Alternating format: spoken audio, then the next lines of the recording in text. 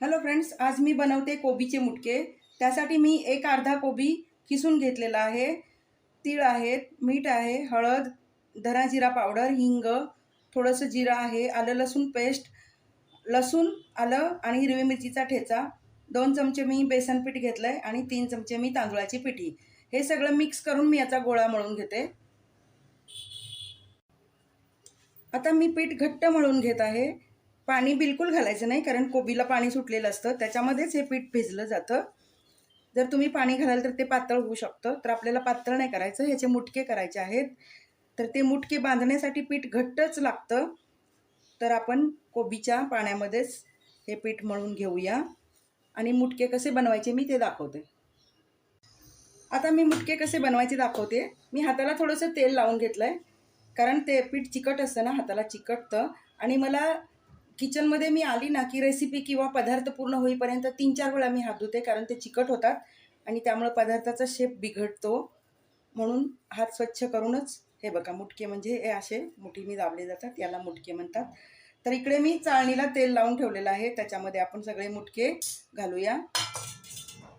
परत मी दाखवते मुटके कसे बनवायचे। हे बघा, असे छोटे पण बनवू शकता, मोठे पण बनवू शकता। मी मोठेच बनवते। इकडे मी पातेल्यामध्ये पाण्याला उकळी काढून घेतली होती, वरती मुटक्याची चाळणी ठेवलेली आहे आणि आता झाकण ठेवूया आणि 15 मिनिटं वाफवून घेऊया। आता आपल्या मुटके तयार झालेले आहेत, वाफाळून तयार झालेले आहेत। आपण ते थंड करून घेऊया।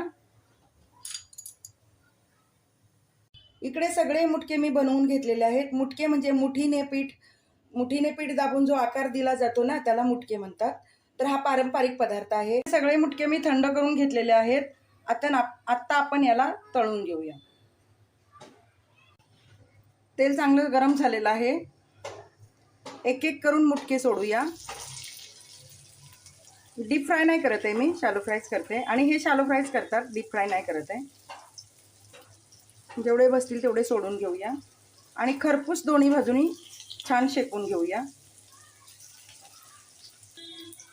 हे बघा, जेवढे बसतील तेवढेच मी सोडलेले आहेत। आता आपण खरपूस शेकून घेऊया। आता मी सगळे तळून घेते।